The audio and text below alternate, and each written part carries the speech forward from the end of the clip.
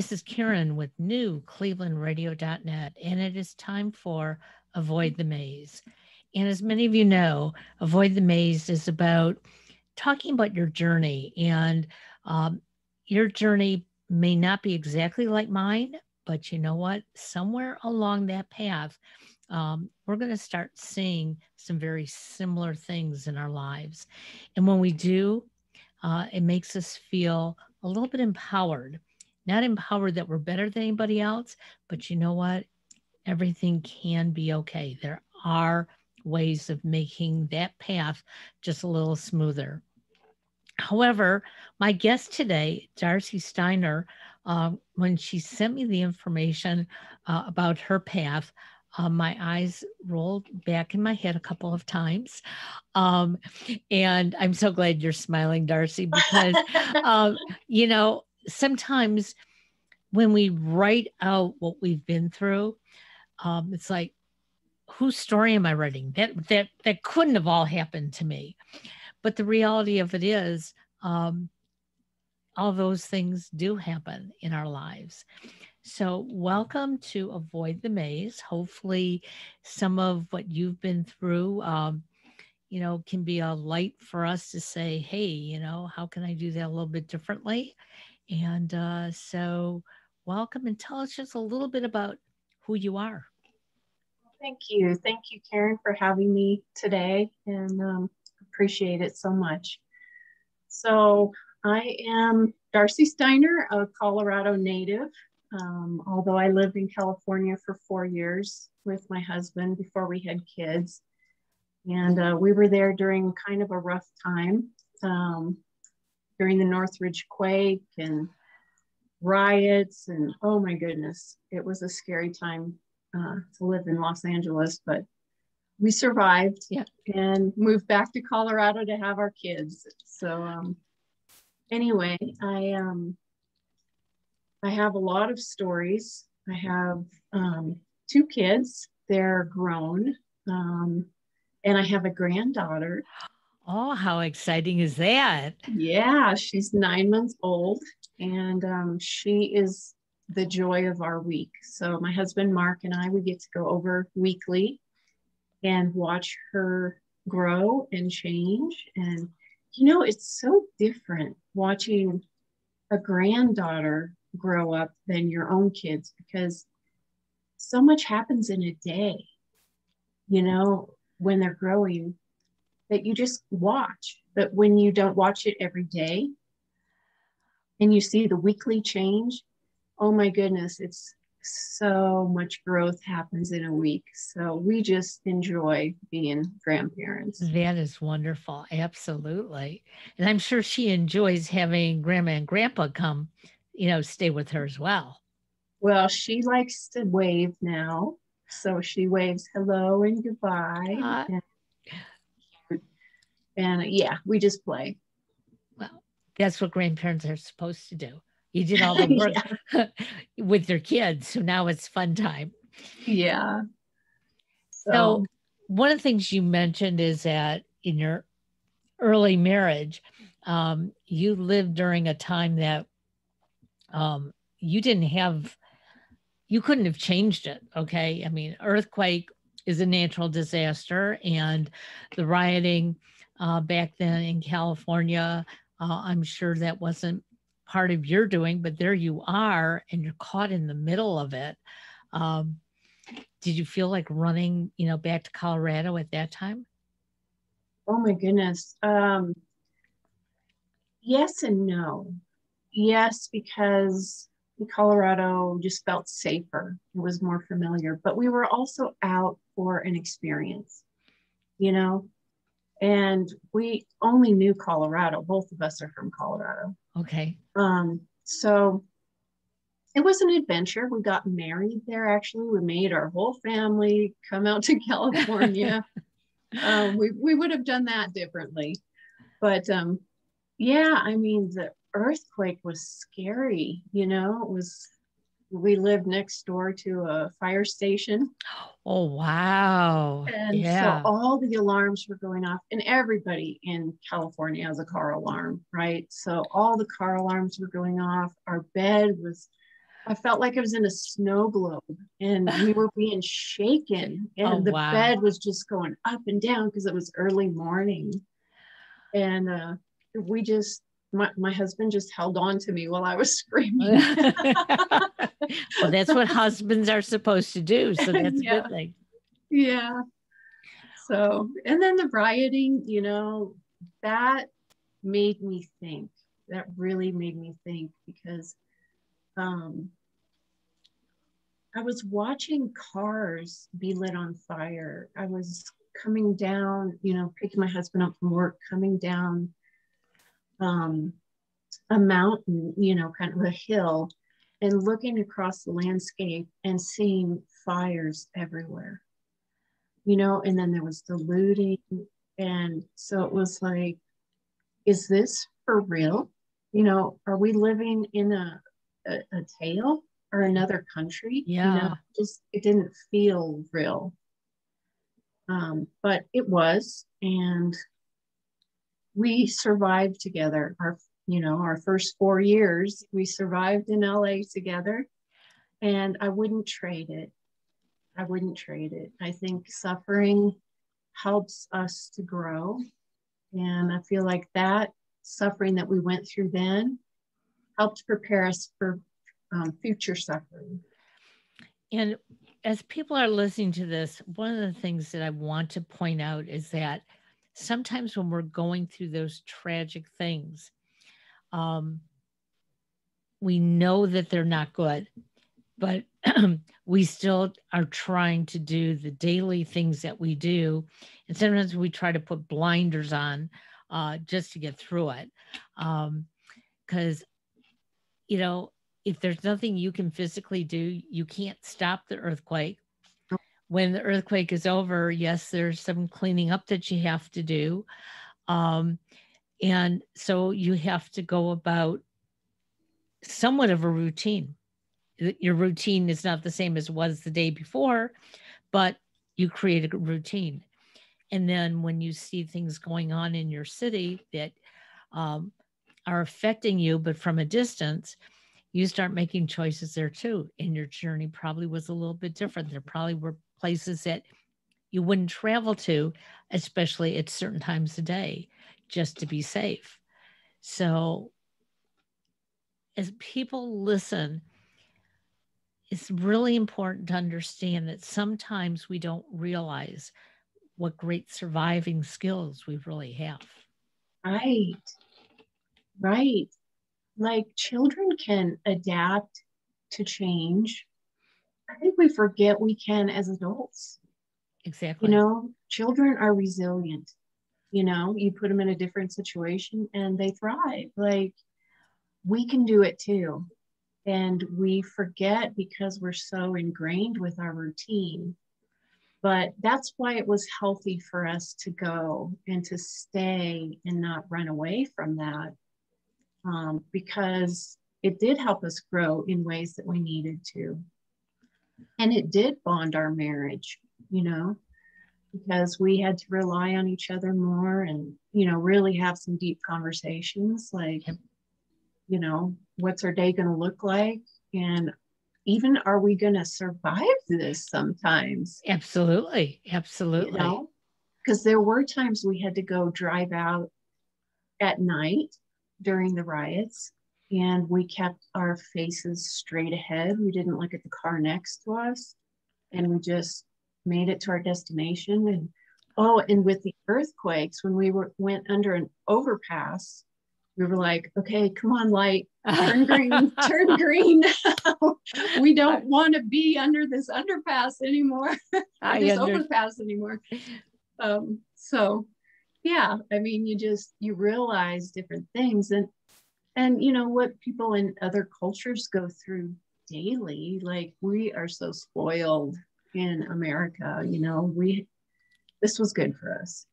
Yes. well, so that was the beginning of your journey, but that's not even a fraction of what you've been through. True. True. So when you went back to Colorado, what was the deciding factor that it was time to go back? Well, I had gotten pregnant. Okay. Yeah. We decided we didn't want our kids growing up in the alley of our apartment because we would never have been able to afford a house in California. So, and grandparents, you know, both of our parents were back here. So I was, I think, 5 months pregnant when we moved back with my first daughter. And we have two daughters, like I said. And so I wanted to be home with them. And so I started a daycare and chose to be with my kids and help some other parents work and did a daycare. But I just, at that time, all I wanted to do was be a parent. I just wanted to soak it up and pour in. I just wanted to pour into these kids and be there for them. So I didn't work outside of the home. And then we had our second daughter 2.5 years later. And when she was 2.5, then another suffering happened. So it was around Christmas time. This was 1999. And I wanted to listen to Christmas music. It was just before Christmas. So I ran up the stairs in our home to get a CD so that the kids and I could listen to a CD. And as I was running back down the stairs, I slipped on a piece of paper. And so I was tumbling down the stairs. Somehow I hurtled, almost hurled too. I hurtled over the baby gate and slammed into a wall and face planted into the ground and injured my back. So my kids were there. And my oldest daughter, she had just turned 5, and she came over to me, and I was just face planted on the floor and my back was killing me. And she's like, "Mommy, are you okay?" And of course, you tell your kids, "Yes, I'm okay," you know, because she's 5 and the other one's 2.5, and you don't want them to worry, right? Exactly. Yeah. So I wasn't okay. I was, in fact, bedridden for 2 years after that. And then in a wheelchair for 2.5 more years after that. So what happened when I was bedridden was I developed a nerve pain disorder called complex regional pain syndrome. And that is a nerve pain disorder that causes you to be so sensitive to touch that even a sheet just kills you. Like, I couldn't have a bed sheet touch me. So here I am, a mom, right? And a sheet hurts to touch me. Wow. Kids need touch, right? And husbands, you know? Right. And I couldn't be a mom or a wife the way that I always thought I would be. My life had changed, and here they are pouring into me. I mean, my little 5-year-old is eating up rice bags for me to keep me warm, you know, and she has to push a chair over to the microwave to be able to reach it. It's these bags up, and she would make a dinner of like heating up macaroni and cheese on the stove and cutting up carrots for her little 2-year-old sister, 2.5-year-old sister. Like, it was so precious, the things that they learn, you know. But like we talked about, being adaptive, you know, being to our situation, right, adapted, you know, they're pliable, they're flexible. Yeah. And so my 2.5-year-old didn't really, you know, we didn't skip a beat. She climbed on bed and we played with her little animals, you know, and I just couldn't be touched as much. So we still played together, still interacted.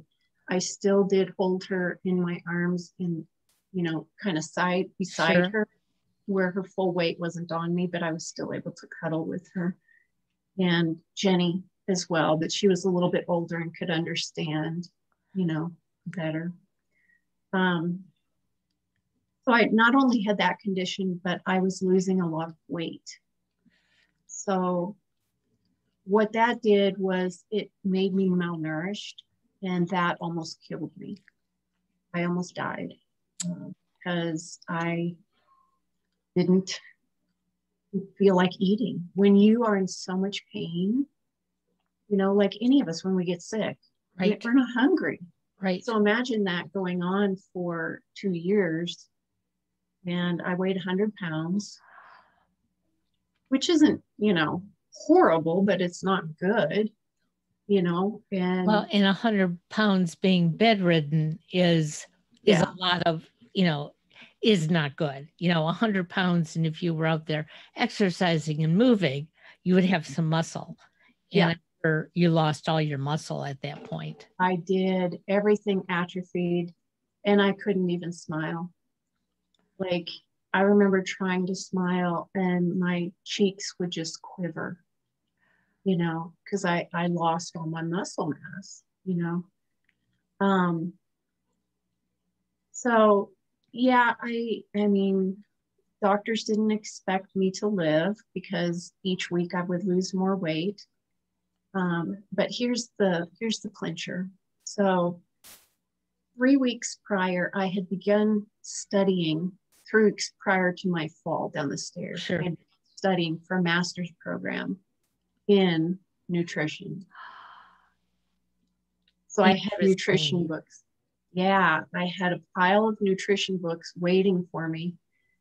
And for the first, 2 years, I was in way too much pain to be able to do anything. But then I was able to sit up for a couple minutes because I was working on lifting 1 pound weights while I was laying in bed and, sitting up for a few minutes at a time.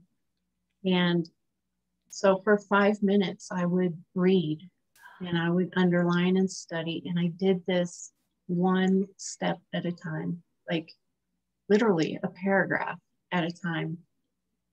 And I came across this protein shake and I asked my husband to make it. And I was able to drink it and keep it down. And I liked it and I looked forward to it. So this protein shake saved me. God saved me, but he threw this protein shake Right. as I Sure. began to eat again, right? Yep. Yep. And put on some weight, gained a few pounds, and I gained some hope. So as I'm listening to you, I'm sure there are people out there that are suffering from some sort of ailment. Um, and when you talk about, not being able to be touched, um, right after I got married to my husband, we're together 40 years, but married 37. Um, the night before our wedding, I have migraines, and I got a horrible migraine the night before the wedding. And how we got through the wedding, I have no idea. When I look at the video, it's like, I don't even know who that person is. But from that point, I started developing fibromyalgia. So I know what it means not wanting to be touched, but I didn't have the fibromyalgia 24/7. I wasn't bedridden.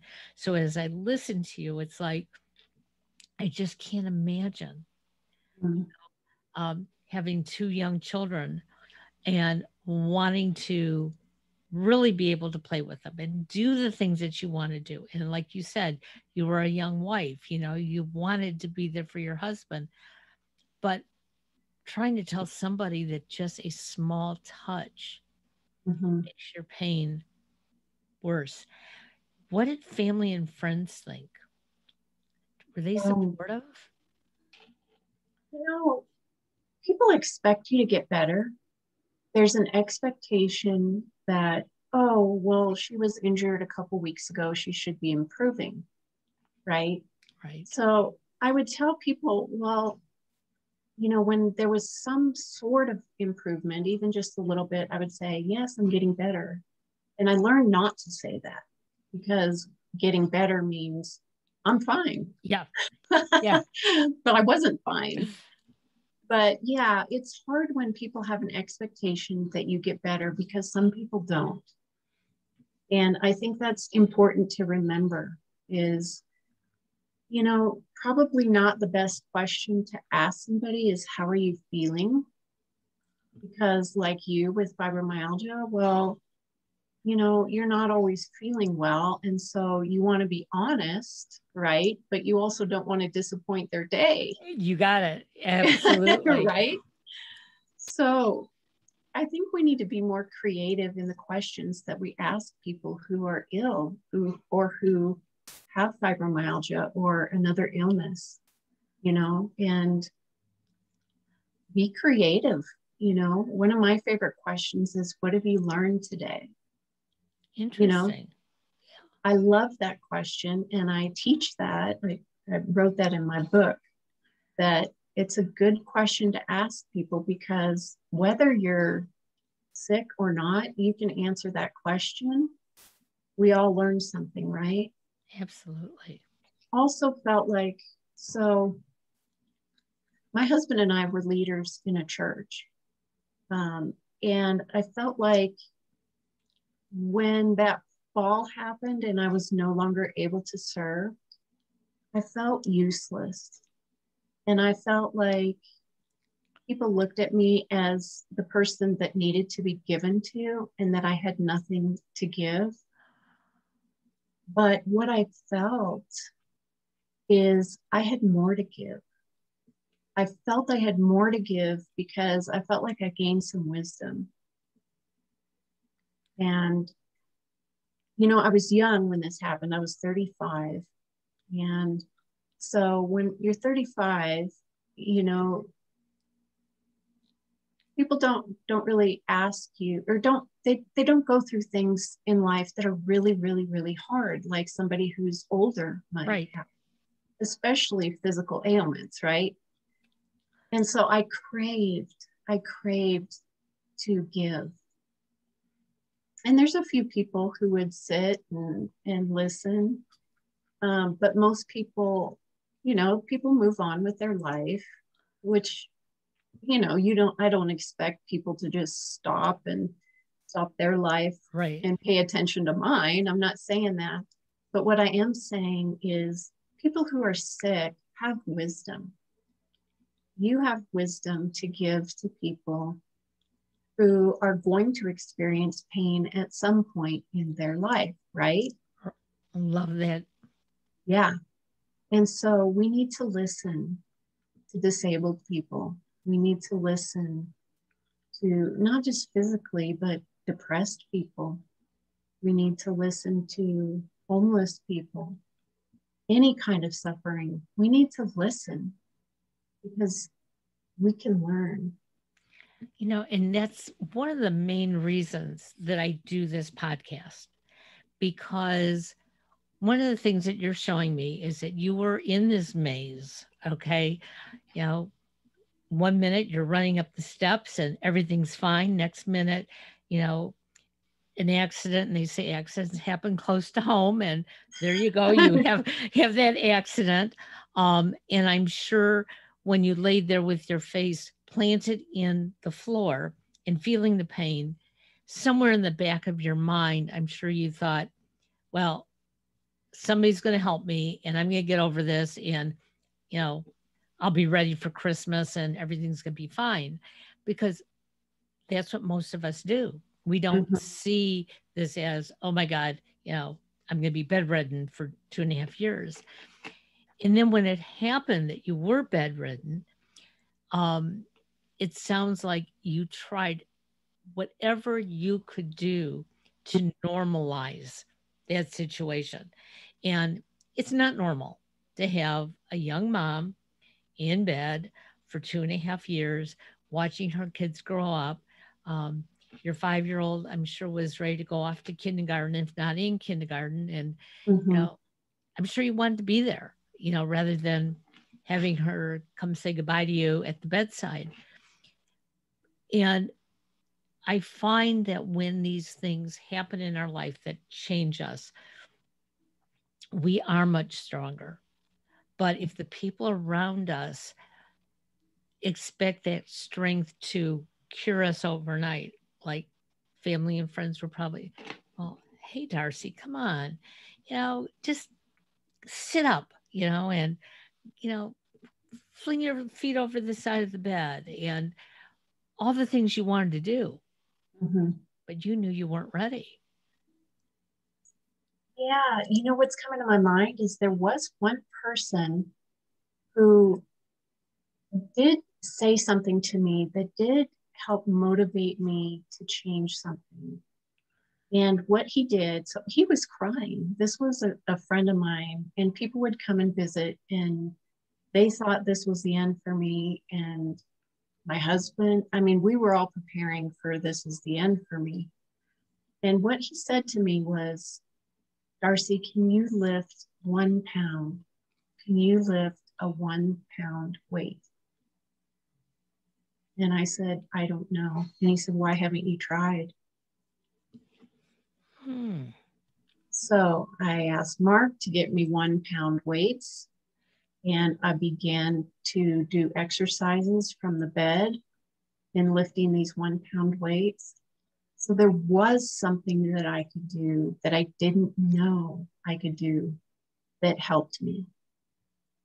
So, there are expectations from people, and there are really people that have something to give you. So it's important to listen to them. And yes, I received like a pile of business cards of doctors.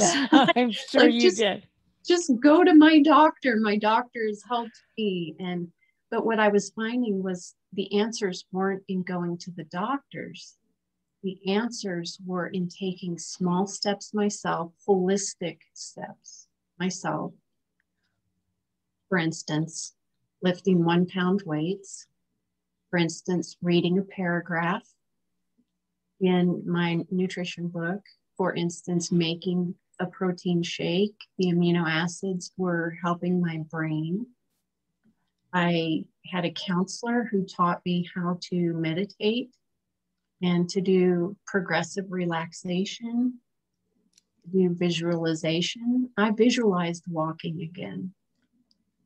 She taught me visualize walking again. And so I would practice in my mind taking steps. So I would go for a walk every day in my mind. And that's so cool because it worked. I mean, it was part of what helped. There are a gazillion things that came together that helped me improve, but it was holistic things. And I was on a lot of medications, and I was addicted to Oxycontin. Not unusual in our time. Yep. So I was one of those. And my nutritionist, and please, if you're listening, don't do this on your own, but have someone help you to get off of them safely Absolutely. because it's dangerous to go off by yourself. You know, I love the comment that you said that you visualize yourself taking a walk every day. 5 years ago, my mother, at the age of 96 and a half years old, had a stroke, Oh, wow. and she went blind, but didn't know she was blind. Her senses told her she could see. And we were told, do not tell her she's blind because you'll have an angry woman in front of you. Um, and she did become bedridden because of it. Okay, because we couldn't rehabilitate her at that point. And so I lived with her for the 2.5 months that she stayed, she was alive. And she would ask, you know, why am I just sitting here? Can't Oh, we go for a ride? And she was in a hospital bed and she was laying. She wasn't sitting, but in her mind, she was sitting. And I said, okay, mom, where do you want to go? And just about every day, we visualized taking wow. a drive. And I swear she really believed she was in the car. I had to visualize more than her because it was like, how do I make this real? Sure. But I realized how much fun I actually was having because I was meeting her where she needed to be, but at the same time, I was giving her a totally different view. Yes. And it helped me. And again, there was no way I was going to say, "Oh, you'll be better tomorrow," because a couple of times she'd say, I'm really not feeling well. Is there anything really wrong? No, you know what? We all have those days. And she'd go, "Yeah, I guess you're right." Um, but she would ask me because she knew that I was a migraine sufferer. And every day she'd ask me, "Are you in Mm. pain today?" Because she could sense my headaches.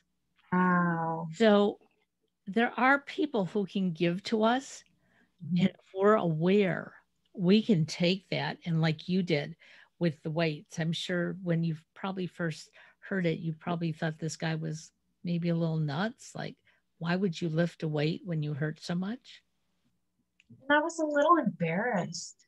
I was like, wow, I've been trying all these things. I tried so many supplements and I couldn't figure it out.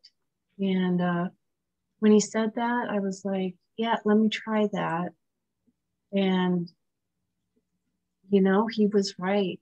And part of what made me try it was he was crying. I mean, he was really hurting over this. And we weren't that close of friends, is the thing. But he was like, just try this, just try 1 pound. And then 1 pound eventually became 2 pounds and then 3 pounds, you know. So it helped me to get my muscle back, you know. Absolutely. So you went from being bedridden to also being in a wheelchair. Mm-hmm. Um, when you got into the wheelchair, did you think, well, hey, I've progressed and this is going to be the best it's going to be? Or did you think I progressed and there's still more in front of me? I had no idea if I was ever going to walk again. No idea because I still had the CRPS. And yes, I could sit up more and I was working on my upper body, you know, and I can sit up now. And so, yeah, I'm in the wheelchair, but I still had no idea if I could walk. But what I did do was, at the advice of someone else, was pool therapy. So I got in a therapy pool, and I'll never, ever forget, Karen, the first day that I put one foot in front of the other in the pool. It was magical. And it was like you miss the feeling of walking, but you also forget how to walk when it's been that long. Your brain forgets. And that's what kind of scared me, was like, I have to relearn how to walk. But I did. I did in the water. And my husband brought me to pool therapy twice a week. And my kids played at the side of the pool. So they were able to be with us and watch mommy get better. Right. And I was able to interact as I walked back and forth on either side. And then eventually I was able to take a few steps on land. And a few years later, I had no pain. And the reason I had no pain was because as all this was going on, I was still studying. I was able to study more and more and more. So I was incorporating various nutrition holistic practices and earned my master's degree in holistic nutrition. I was my first client. That's the best client to have. I was my case study. But no, it was a 4-year program, but because of my circumstance, the college gave me a couple more years to complete it. So very graciously they did that. But um, so I was able to say my CRPS disappeared, which is very, very uncommon. If you get CRPS, you can expect to have it the rest of your life. So I opened a nutrition practice, began seeing clients, and eventually started teaching sports nutrition at the local high school. And by this time, my kids are in high school. So they were part of the program. So they saw me come full circle. And now I'm teaching them sports nutrition and, of course, practicing at home with them because they were both soccer players and seeing clients. And one of my clients became a nutritionist. I helped some kids with anorexia come out of that, and mostly weight loss programs, but I'm still a nutritionist. I'm still licensed. I have a practice that I practice part-time because I wrote a book. So I've been spending a lot of time on that. So this is what I marvel about is many of us who have been through a maze of heartbreaks and medical issues and life changes, something sort of clicks and will tell us, you know what, this is what you're really meant to do. This is what you need to do. Number one, it can help you get better. I don't think we ever think of it as we're going to be cured because, we don't know. If we had that crystal ball, we may have gone that direction sooner. Yeah. But I found the same thing for me, that all the emotional pains I felt the majority of my life, once I decided that, hey, I can't do what I was doing before. I have to take a new direction. And I searched for it. I asked questions. I listened. I became more aware of things. And then it was like, hey, I don't have all that heavy weight on me anymore. It's not that life is perfect 24/7, because I'm sure you'd say the same thing, that's just not realistic. But we know the things that we need to do for ourselves. We can share that with others. And maybe somebody else wouldn't, even if they followed your same path, it may not have worked 100% for them. But if they were listening and aware and working at it, they would find their path. And that's why your story is so important, because it's not about giving up. Okay. When our time is up, our time is going to be up. We're not going to have a choice. Okay. This afternoon, I lost an acquaintance who battled cancer for 2.5 years. And the last couple weeks have been just mind wrenching for him and his wife.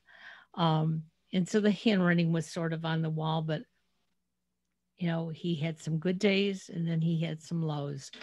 And he didn't know when his time was, but when his time was today, as heart wrenching as it is, he fought a beautiful battle.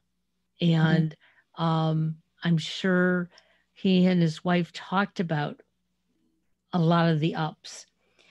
The same way, I'm sure you and your husband, your family, when things were getting better, hey, we see this, but you know what? We can't get overly enthusiastic because where else is it going to go? And I'm sure that's something that your clients probably understand as well. Yeah. There's no guarantees. Every day we just do the best that we can. And sometimes we stumble upon that thing that helps us. I used to think that there was only one way of getting better, and I had to do everything to find that one thing. But there's more than one way, of reaching whatever getting better is for someone. Right. And So yes, people have success with weight loss, but that doesn't mean they don't keep trying. It's not Right. like, okay, I've lost the weight. Now I can do away with what Darcy taught me. Yeah. You have to keep on it. You have to keep up with it. But even then, life is unpredictable. Things happen, For me, when I lost my mom, I lost weight because I wasn't hungry. When I lost my dad, I was hungry. So I overate. It's just, there's no guarantee and things happen, but we do the best that we can. And, I'm sure with your migraines and your fibromyalgia, I have fibromyalgia too, by the way. I'm sure you Um, do. yeah. And, but we try different things and we have conversations and, we just take stepping stones. And I think it's really important to remember that that's what it is. A stepping stone is okay. A stepping stone leads somewhere. It's okay if other people are taking big steps and they're making big strides. Who's to say that your small step that day wasn't bigger than someone who ran Oh, a marathon? I mean, you are so right. I did a podcast with another gentleman from Podmatch, and he was talking about success. And success to him um, is being able to work 4 days a week and have 3 days off. Mm, And he has found a way to do that. And he's very happy. It makes him joyous. And you know, I thought about it. I'm not a good I don't really enjoy a lot of downtime. I like to be doing things. And so as after I did the podcast, I thought about it and I said, I now see how we are all so different because I basically work 7 days a week at something, but the some things I'm working at, I love doing. it's So, not- you know, when somebody looks at me and goes, "Don't you ever take time off?" Well, even doing a podcast like this, you know, I don't need to take time off because I'm enriching myself. I'm learning about you. I'm learning that, you know what? There are other things out there that can make us feel better. We don't always have to take a handful of prescription drugs. Sometimes initially we may have to, but it doesn't have to be the rest of our life. And the nutritional, you know, shake that your husband made for you, um, I might make it and I might gag on it. On the other hand, I might make it and I might love it. My brother made me one day and it was like, oh my god, like get that away. But but I make other ones myself, okay, yeah, and they make me feel good. yeah, Um, and I drink them from a nutritional standpoint. It's not anything to cure anything. It's like, you need your fruits and vegetables. And so there's some good ways to drink those fruits and vegetables. Um, and again, that's being aware and listening and watching how other people get through this. What I would love to do is have you back on so we can talk about your book. But before that, tell people about a little bit about the book right now. okay, just a teaser. Yeah. So it's called Beauty Beyond the Thorns, Discovering Gifts and Suffering. And it's a book about some of the stories about my sufferings in my life, as well as other people. And I share stories also that are in the Bible about people who go through hard times, and I parallel them. And it's a lighthearted book. It's not a heavy suffering book, you know. There's humor in it. And they're short chapters for people who are hurting, or just, it just helps the flow go faster. But anyway, it's available on Amazon, and it's for people who go through any type of suffering, no matter short or long. It's just to help provide hope. Hope is the main message. Well, and hope can take us very far. Mhm. And, and I heard you mention, the loss of your parents. And I agree. Different reactions with both of my parents as well. Um, Loved them both dearly and questioned myself, why did I do that one time and didn't do it the second time or whatever? Um, and those are things that sometimes can, mess up our brain. And you know what? Sometimes we can't control some of the things that are going through there. We have to just stop, take a breath, Right. listen, and move on. So, Darcy, I'm going to be in touch with you so we can have you back on. But how can people find you in the meantime? Okay, so my website is Darcy, DARCI, just the initial J, Steiner, STEINER.com, DarcyJSteiner.com. Well, we will definitely put that in the show notes. And I will send you an email. We'll get you scheduled for another show. And it's possible we may have another guest on because the two of you, I think, between both of your books, could really help a lot of people. So I will mention that in the email and give you a little bit more information and introduce you to her via email. And let's just see how many people we can touch and help through whatever pain they're going through. That'd be awesome.